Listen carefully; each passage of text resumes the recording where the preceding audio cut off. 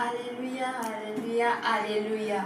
Chers frères et sœurs du monde entier, vous tous qui me suivez maintenant, je vous salue dans le beau et précieux et puissant nom de notre Seigneur Jésus-Christ de Nazareth. Je suis votre sœur Esther, je vis au Togo.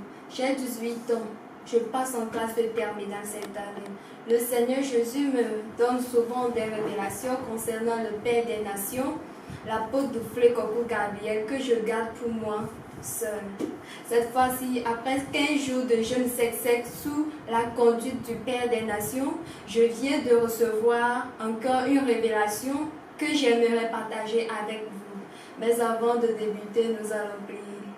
Seigneur Jésus, merci.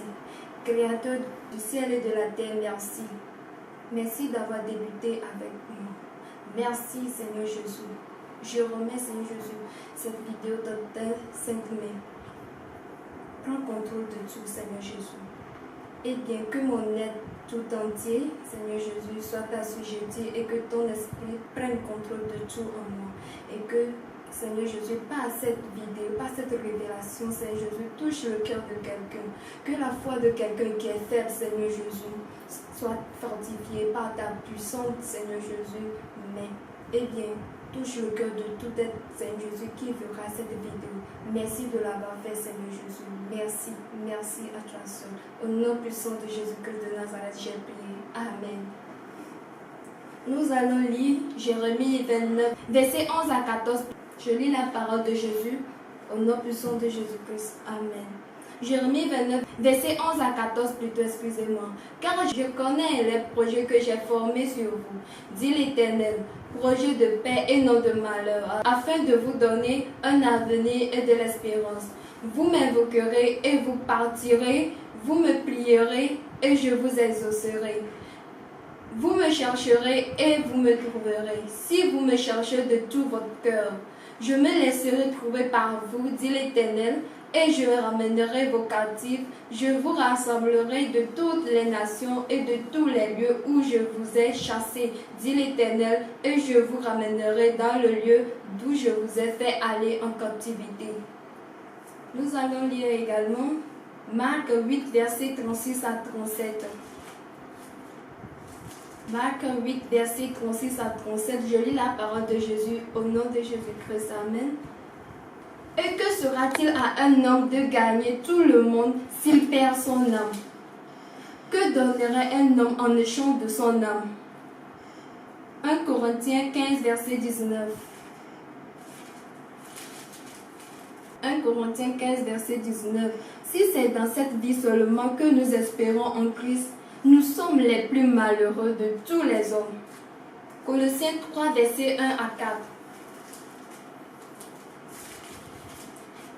Verset 1 à 4. Si donc vous êtes ressuscités avec Christ, cherchez les choses d'en haut, où Christ est assis à la droite de Dieu. Affectionnez-vous aux choses d'en haut et non à celles qui sont sur la terre. Quand Christ, votre vie, paraîtra, alors vous paraîtrez aussi avec lui dans la gloire. Amen. Ce projet de paix, mes frères et sœurs, dont Jésus a parlé au travers Jérémie, c'est le paradis.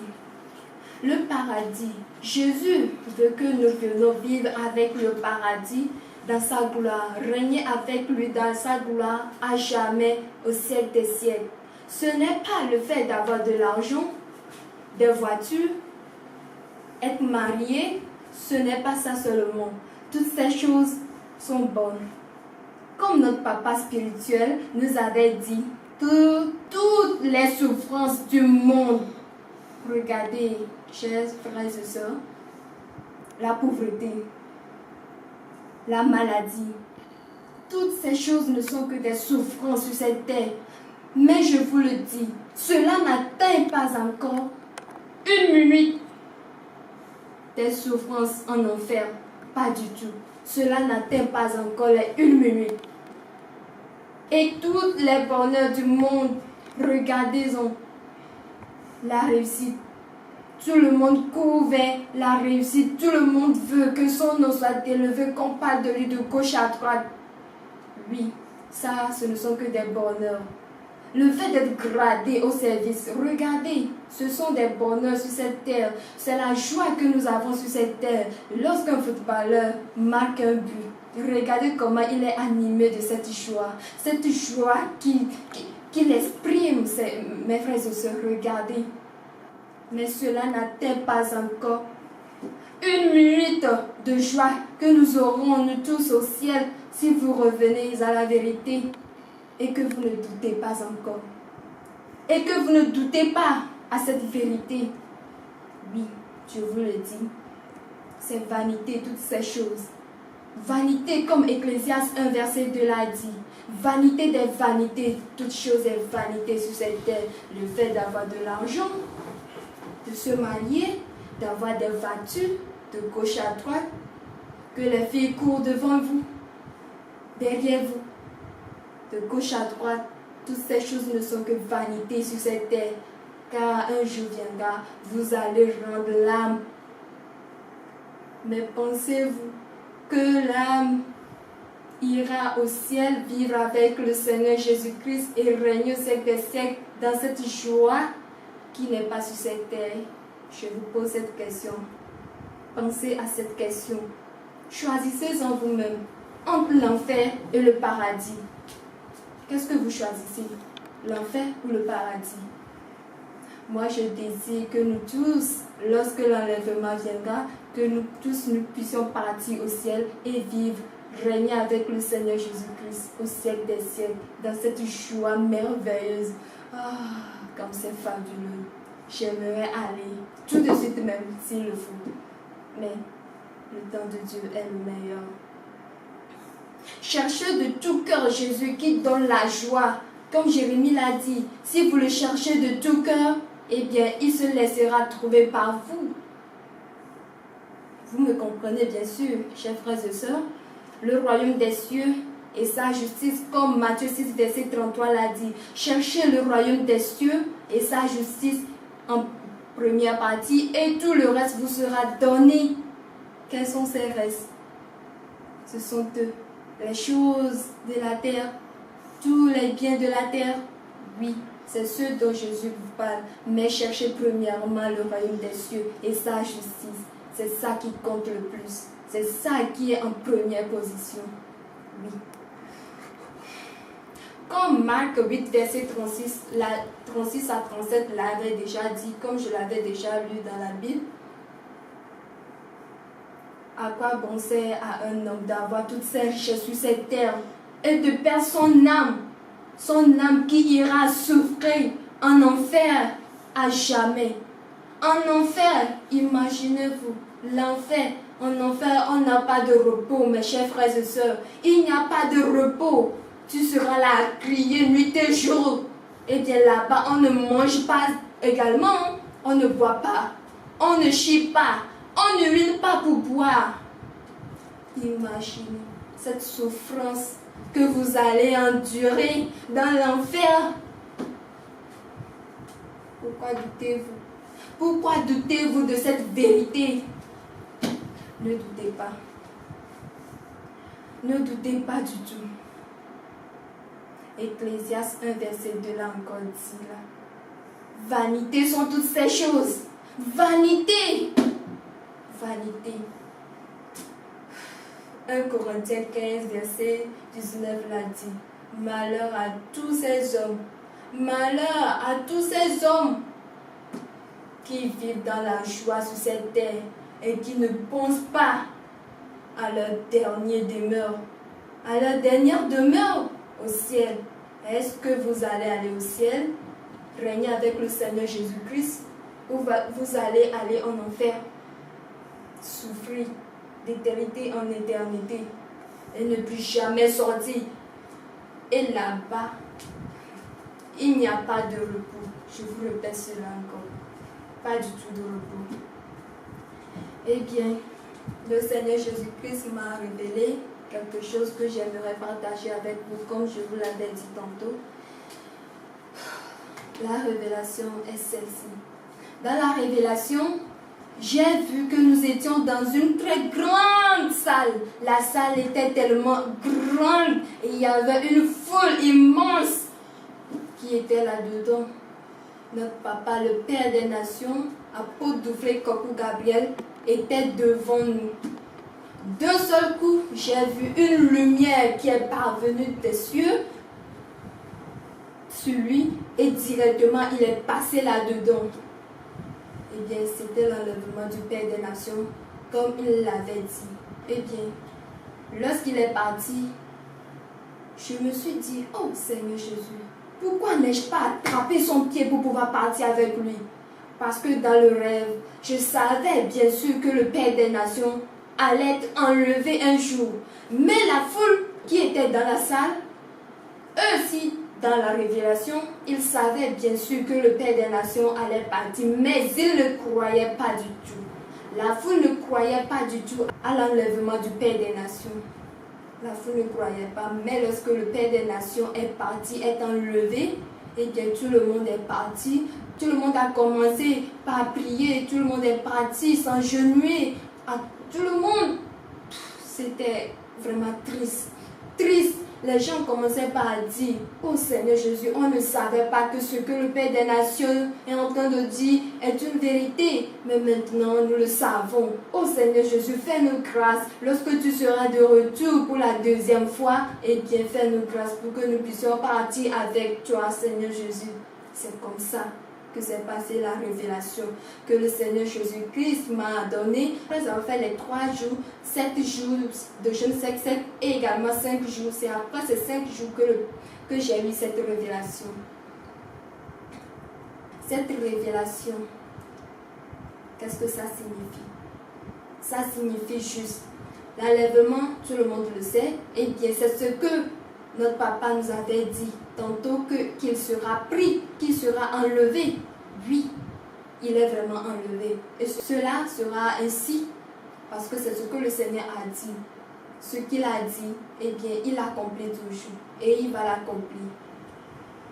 Le pied que je voulais tenir à notre papa, eh bien, cela signifie quoi? Ça signifie que après son enlèvement, eh bien, comme le Seigneur Jésus-Christ l'avait dit à ses apôtres, eh bien, imitez mes pas. Oui, après son enlèvement, j'imiterai les pas de notre papa, de notre Père spirituel, afin de pouvoir être enlevé. Lorsque le Seigneur Jésus-Christ sera de retour la deuxième fois pour nous prendre ensemble. Cette salle que nous voyons, que nous avons vue, eh bien, c'est le monde. Le monde, ce monde avec cette foule, cette population qui ne croit pas à ce que notre Seigneur Jésus-Christ a dit au Père des Nations et qui est en train de parler mal. Eh bien, les gens disent de gauche à droite qu'il est en train de mentir, qu'il est en train de mentir, que ce n'est pas une vérité, mais qu'il est en train de mentir au monde entier. Mais non, ce n'est pas un mensonge, ce n'est pas du tout un mensonge, mes chers frères et sœurs. Croyez à la révélation. Ce que Jésus-Christ m'a montré, c'est une vérité. Et bien cela va s'accomplir.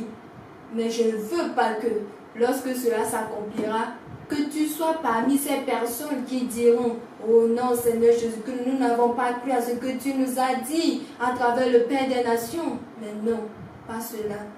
Mais que lorsque notre papa sera enlevé aux cieux, ou bien au ciel, que nous tous nous puissions donner gloire au Seigneur Jésus-Christ en ce jour-là. Prenons l'exemple d'Enoch. Enoch, dans Hébreux 11, verset 5, il a été enlevé. Il a été intègre devant le Seigneur Jésus-Christ. Et le Seigneur Jésus-Christ a marché. Il a marché avec lui pendant 300 ans. Et après cela, Enoch fut enlevé. C'est de la même façon notre papa sera enlevé. L'exemple d'Élie également. Élie a été enlevé devant son serviteur Élisée avec des chars de feu. Oui, dans 2 Rois 2, verset 1 à 12. Prenons également l'exemple de Jésus. Jésus, dans Acte 1, verset 9 à 11, a été enlevé devant tous ses apôtres. Ses apôtres étaient devant lui comme ça. Et puis il a été enlevé. Et qu'est-ce qu'il a dit? Qu'il reviendra de la même manière, de la sorte dont il est parti, de la sorte. Eh bien, la 4e, je vous le dis, la manière dont Jésus a été enlevé, Élie a été enlevé, Enoch a été enlevé, c'est de cette même manière que le Père des Nations sera enlevé également. Et tout le monde entier le verra ce jour-là. Tout le monde entier le verra. Que tu crois ou pas, cela s'accomplira. Et ça s'est déjà accompli. Et tu le verras de tes propres yeux. Et tu diras vraiment ce que le Père des Nations a dit est une vérité incontournable. 2 Rois verset de 15 à 21. Regardez les fils du prophète. Ils se moquaient d'Élisée plutôt lorsque son maître Élie est parti, a été enlevé devant lui. Il est retourné. Et lorsque les fils du prophète l'ont vu, ils ont commencé par se moquer de lui. Qu'on va envoyer les 50 hommes, que peut-être que son maître Élie a été jeté sur une montagne ou bien dans une vallée. Mais Élisée leur a dit de ne pas aller. Mais ils ont insisté. Mais après qu'ils n'aillent chercher Élie de part et d'autre et qu'ils ne l'ont pas trouvé, ils sont revenus. Regardez, chers frères et sœurs, regardez comment les gens se moquent de notre papa aujourd'hui. Regardez tout ce qu'ils sont en train de dire à propos de notre papa. Ils sont en train de mentir dans son compte. Alors que il faut que nous craignions le Seigneur Jésus-Christ. Le Seigneur Jésus-Christ l'a dit qu'il est son épouse. Le Père des Nations est l'épouse de notre Seigneur Jésus-Christ. Et vous ne craignez pas du tout le Seigneur Jésus-Christ. Souvenez-vous qu'il a dit qu'il est un Dieu redoutable. Il est lent à la colère, mais ne touchez pas aux oins. À toutes ces personnes que Jésus-Christ même a un, et spécialement le Père des Nations, qui a été élu par Jésus-Christ même. Jean 20, verset 22 à 29. Après ces paroles, il souffla sur eux et il leur dit, recevez le Saint-Esprit. Ceux à qui vous pardonnerez les péchés, ils leur seront pardonnés. Et ceux à qui vous retiendrez ils leur seront retenus. De la même sorte, Jésus-Christ est parti au ciel. C'est de cette même manière, le Père des Nations également sera enlevé. Comme je vous le disais, l'enlèvement est une chose réelle. Et même, regardez, Seigneur Jésus-Christ l'a dit dans la Bible. Dans Hébreux 11, verset 5. C'est pas la foi, ça c'est l'exemple d'Enoch bien sûr. C'est pas la foi qu'Enoch fut enlevé pour qu'il ne vit point la mort et qu'il ne parut plus parce que Dieu l'avait enlevé, car avant son enlèvement, il avait reçu le témoignage qu'il était agréable à Dieu. Bien sûr, Enoch était agréable à Dieu. Et c'est pour ça qu'Enoch fut enlevé par Dieu, bien sûr. Eh bien, lisons dans Genèse 5, verset 24 également. C'est toujours l'exemple d'Enoch. Genèse 5, verset 24. Genèse 5, verset 24, je lis la parole au nom de Jésus-Christ. Enoch marcha avec Dieu, puis il ne vit plus, il ne fut plus parce que Dieu le prit. Oui, parce que Jésus l'a enlevé. C'est parce qu'il était agréable devant Dieu. Il était agréable, intègre, et il faisait la volonté de Dieu. C'est pour ça que Jésus l'a enlevé. Pour qu'il ne voie pas la mort, pour qu'il ne meure pas. Oui, c'est pour ça. Prenons l'exemple d'Élie. Dans 2 Rois, verset 2 Rois 2, verset 1 à 12. 2 Rois 2, verset 1 à 12. Je lis la parole de Jésus-Christ au nom puissant de Jésus-Christ. Amen. Lorsque l'Éternel fit monter Élie au ciel dans un tourbillon, Élie partait de Gilgal avec Élisée. Élie dit à Élisée, reste ici, je te prie, car l'Éternel m'envoie jusqu'à Béthel. Élisée répondit, l'Éternel est vivant et ton âme est vivante. Je ne te quitterai point. Et il descendit à Béthel. Les fils des prophètes qui étaient à Béthel sortirent vers Élisée et ils lui dirent, sais-tu que l'Éternel enlève aujourd'hui ton maître au-dessus de ta tête? Et il répondit, je le sais. Taisez-vous. Élie lui dit, Élisée, reste ici, je te prie, car l'Éternel m'envoie à Jéricho. Il répondit, l'Éternel est vivant et ton âme est vivante. Je ne te quitterai point. Et ils arrivèrent à Jéricho. Les fils des prophètes qui étaient à Jéricho s'approchèrent d'Élisée et lui dirent, sais-tu que l'Éternel enlève ton maître aujourd'hui au-dessus de ta tête? Et il répondit, je le sais aussi, taisez-vous. Élie lui dit, reste ici, je te prie, car l'Éternel m'envoie au Jourdain. Il répondit, l'Éternel est vivant et ton âme est vivante, je ne te quitterai point. Et ils poursuivirent tous deux leur chemin.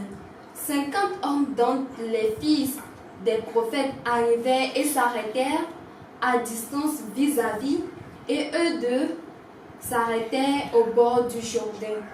Alors Élie prit son manteau, le roula et en frappa les eaux, qui se partagèrent ça et là, et ils passèrent tous deux à sec. Lorsqu'il eut passé, Élie dit à Élisée, demande ce que tu veux que je fasse pour toi avant que je sois enlevé d'avec toi. Élisée répondit, qu'il y ait sur moi, je te prie, une double portion de ton esprit. Élie dit, tu demandes une chose difficile, enlever d'avec, mais si tu me vois pendant que je serai enlevé d'avec toi, cela t'arrivera, ainsi sinon cela n'arrivera point. Comme il continuait à marcher en parlant, voici, un char de feu et des chevaux de feu les séparaient loin de l'autre, et Élie monta au ciel dans un tourbillon. Élisée regardait et criait, mon père, char d'Israël et sa cavalerie, et il ne le vit plus. Saisissant alors ses vêtements, il les déchira en 2 morceaux. Regardez comment Élie est pris par Dieu. Il a été enlevé. Lui aussi, il a vu l'enlèvement. Élie a été enlevé, vous le voyez. L'enlèvement est réel. Jésus nous a fait savoir cela dans 2 Rois 2. Du 1er verset jusqu'au 12e verset. Nous allons lire également 2 Rois 2, verset 15 à 21. Verset 15 à 21. Les fils des prophètes qui étaient à Jéricho, vis-à-vis, l'ayant vu, dit, l'esprit d'Élie repose sur Élisée. Et ils allèrent à sa rencontre et se prosternèrent contre terre devant lui. Il lui dit, voici, il y a parmi tes serviteurs 50 hommes vaillants. Veux-tu qu'il aille chercher ton maître? Peut-être que l'Esprit de l'Éternel l'a emporté et l'a jeté sur quelques montagnes ou dans quelques vallées. Il répondit, ne les envoyez pas. Mais ils le pressèrent longtemps et il dit, envoyez-les. Ils envoyèrent les 50 hommes qui cherchaient Élie pendant 3 jours et ne le trouvèrent point. Lorsqu'il fut de retour auprès d'Élisée, qui était à Jéricho, il leur dit, ne vous avais-je pas dit, n'allez pas? Les gens de la ville dirent à Élisée, voici le séjour de la ville est bon, comme le voit mon Seigneur, mais les eaux sont mauvaises et le pays est stérile. Il dit, apportez-moi un plat neuf et mettez-y du sel. Et ils le lui apportèrent. Il alla vers la source des eaux et il jeta du sel et dit, ainsi par l'Éternel, j'assainis ces eaux et n'en proviendra plus ni mort ni stérile. Et les eaux furent assainies jusqu'à ce jour selon la parole qu'Élisée avait prononcée. Vous voyez, tout ce que le Père des Nations est en train de nous dire sont des choses vraies, sont des vérités incontournables. Jésus-Christ l'a déjà dit qu'il est le chemin, la vérité, la vie. Oui, c'est Jésus-Christ qui parle au travers de notre papa. C'est lui qui lui a dit de nous dire toutes ces choses. L'enlèvement est réel. Frères et sœurs qui m'écoutaient, qui me voyaient, l'enlèvement est réel. C'est une chose qui est réelle, qui s'est passée dans les temps anciens. Mais vous qui ne croyez pas en l'enlèvement, ce n'est pas vous qui êtes les premiers à ne pas croire. Regardez. Dans le verset 15, 2 Rois 2, verset 15, les fils des prophètes qui étaient à Jéricho vis-à-vis, l'ayant vu, dire, l'esprit d'Élie propose sur Élisée, et il allait à sa rencontre et se prosternait contre terre devant lui. Il lui dit, voici, il y a parmi tes serviteurs 50 hommes vaillants. Veux-tu qu'il aille chercher ton maître? Peut-être que l'esprit de l'Éternel l'a emporté, l'a jeté sur quelques montagnes. Il se moquait d'Élisée. Regardez comment il se moquait d'Élisée. Regardez. Et dans quelques vallées. Mais c'est bon ça. De nos jours également. Satan a mis le doute dans le cœur des gens afin de ne pas croire à la vérité que le Père des Nations est en train de nous dire. Là, l'enlèvement est réel et certain. Et cela arrivera. Toi qui ne crois pas, ma soeur, toi qui ne crois pas, mon frère, que tu crois ou pas, peu importe ce que tu dis, l'enlèvement se produira. Regardez l'exemple de Jésus dans Acte 1, versets 9 à 11.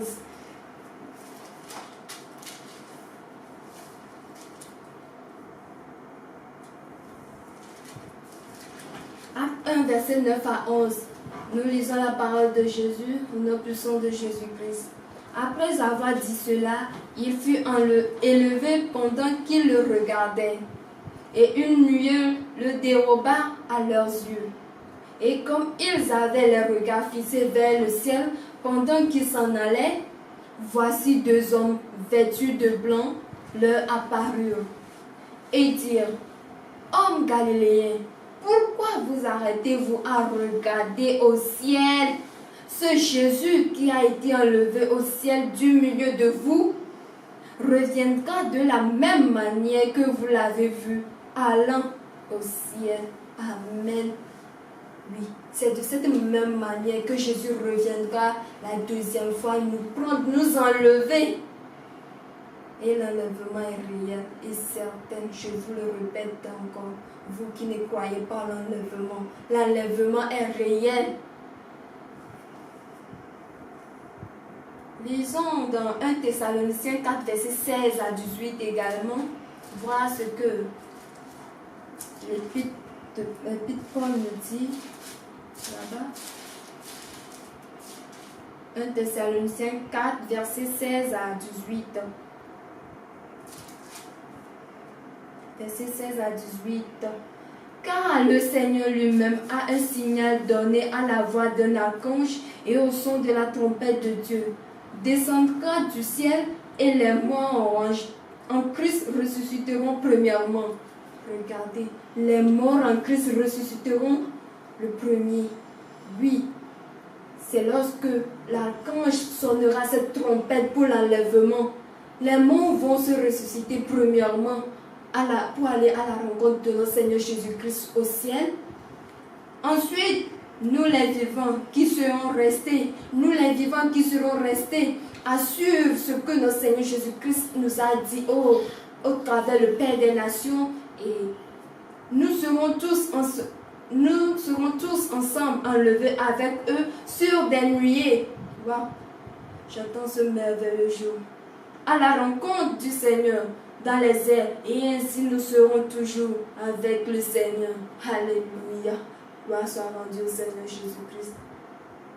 Nous serons tous enlevés à la rencontre du Seigneur dans les airs, et ainsi nous serons toujours avec le Seigneur au siècle des siècles, et nous allons régner avec lui dans cette grande gloire à jamais. Toi qui me suis, veux-tu régner avec le Seigneur Jésus-Christ? Veux-tu réellement régner avec le Seigneur Jésus-Christ?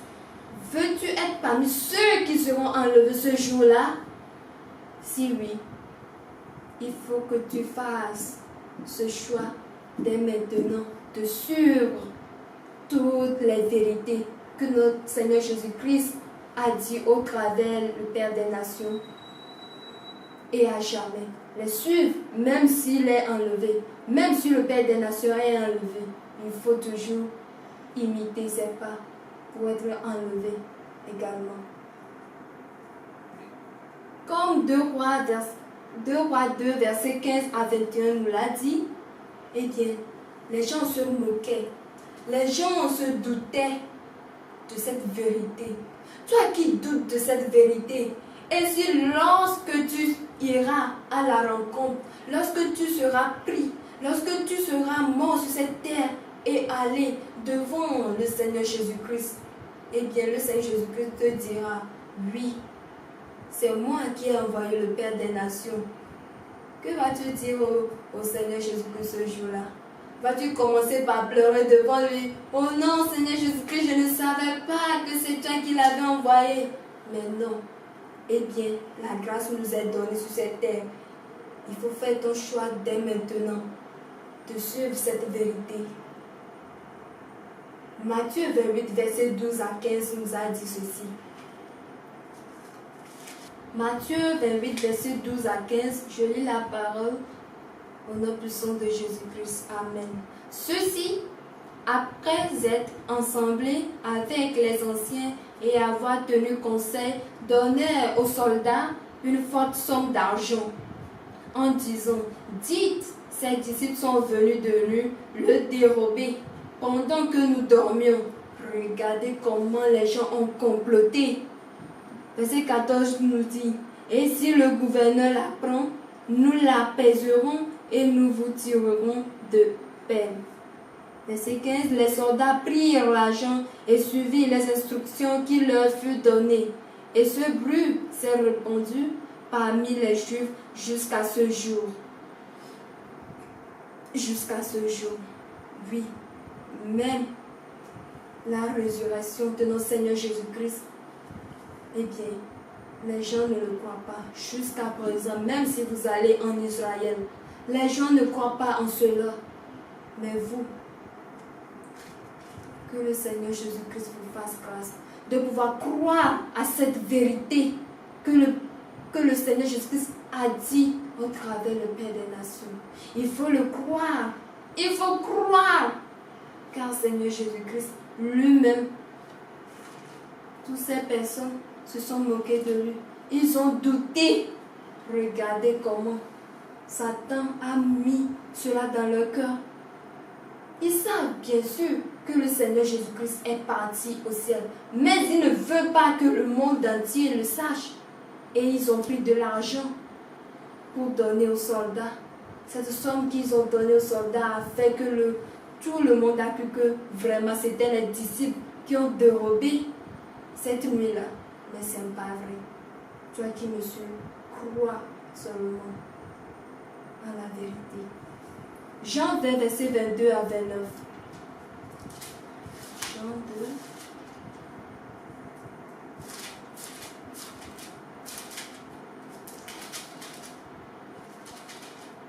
2. Jean 2, verset 22 à 29 nous dit ceci. Après ces paroles, il souffla sur eux et leur dit, recevez le Saint-Esprit. Ceux à qui vous pardonnerez les péchés, ils leur seront pardonnés. Et ceux à qui vous les retiendrez, ils leur seront retenus. Thomas, appelé Didyme, loin des 12, n'était pas avec eux lorsque Jésus vint. Les autres disciples lui dirent donc, nous avons vu le Seigneur.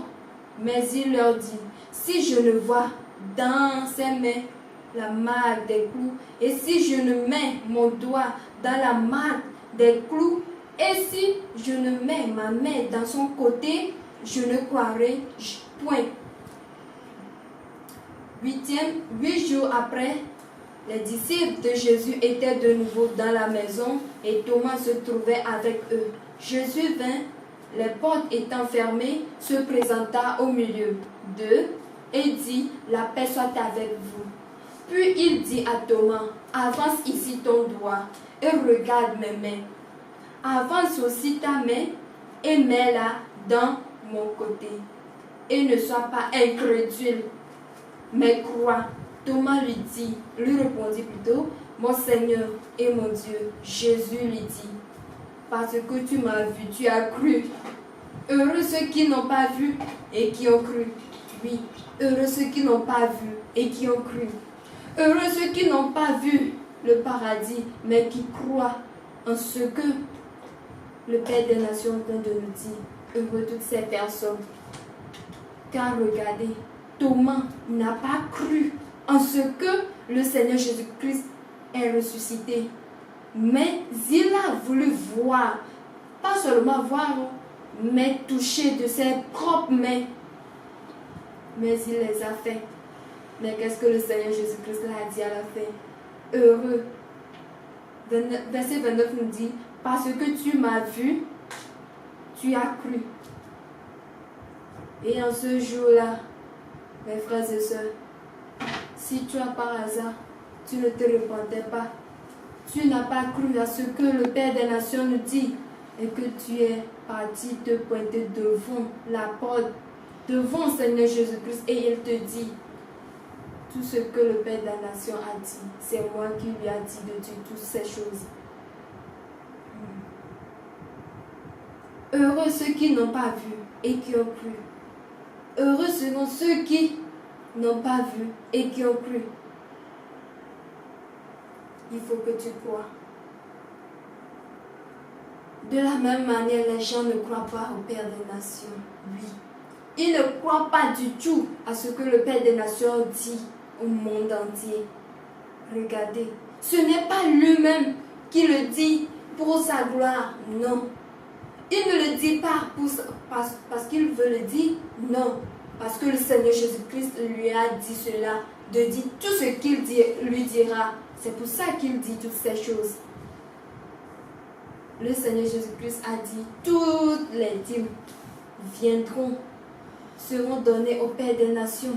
Toutes ces offrandes, toutes ces prémices seront données au Père des Nations. Les gens n'ont pas cru. Regardez, on a dit, le Père des Nations a dit que tout le monde entier, les gens viendront de part et d'autre au Togo et adorer le Seigneur Jésus-Christ. Les gens ne croient pas également. Pourquoi ne croyez-vous pas? Pourquoi? Chers frères et sœurs, il faut croire en ce que le Seigneur Jésus-Christ a dit au Père des Nations. Crois seulement. Eh bien, c'est Satan qui met ce doute en vous de ne pas croire. C'est Satan, bien sûr, qui le met, ce doute en vous de ne pas croire. De ne pas croire en ce que le Père des Nations nous dit, juste pour vous entraîner en enfer. Pour vous entraîner en enfer, vous maltraitez, pour que en enfer vous gémissez, pour que vous criez, pour que vous ne sortiez plus jamais dans cette grande souffrance qui est en enfer. Chers frères et sœurs, je ne veux pas que tu ailles en enfer. Je ne le veux pas du tout. Mais je veux que tu crois à la vérité et que nous tous nous allons au ciel régner avec le Seigneur Jésus-Christ lorsqu'il sera là pour nous prendre. Parce qu'il sait, Satan le sait bien sûr. Il sait tout. Il sait que le Seigneur Jésus-Christ, dans Hébreux 11, verset 6, je vais vous lire cela, vous allez voir. Hébreux 11, verset 6.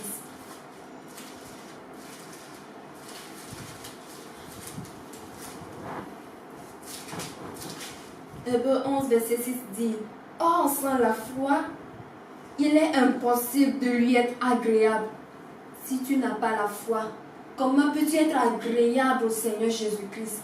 Comment peux-tu être agréable? Hein? C'est pour ne pas être agréable au Seigneur Jésus-Christ que Satan met le doute dans vos cœurs. Le doute dans vos cœurs pour ne pas croire nuit et jour. Et il vous ment de gauche à droite. Il met ses pièges de gauche à droite devant vous pour ne pas croire et vous amener tous en enfer. Il est impossible de lui être agréable. Car il faut que celui qui s'approche de Dieu croit que Dieu existe et qu'il est le rémunérateur de ceux qui le cherchent. Oui. Donc, après l'enlèvement du Père des Nations, ne craignez pas, frères et sœurs. Ne craignez pas du tout, parce que le Saint-Esprit sera notre consolateur après son départ. Ne restez point également dans le doute. Pas du tout. Ne doutez pas également. Eh bien, merci de m'avoir suivi. Que le Dieu Tout-Puissant vous bénisse et touche votre cœur de pouvoir croire en cette vérité que le Père des Nations est en train de vous prêcher plutôt au nom puissant de Jésus que j'ai prié. Oui, glory Lord, glory Jesus.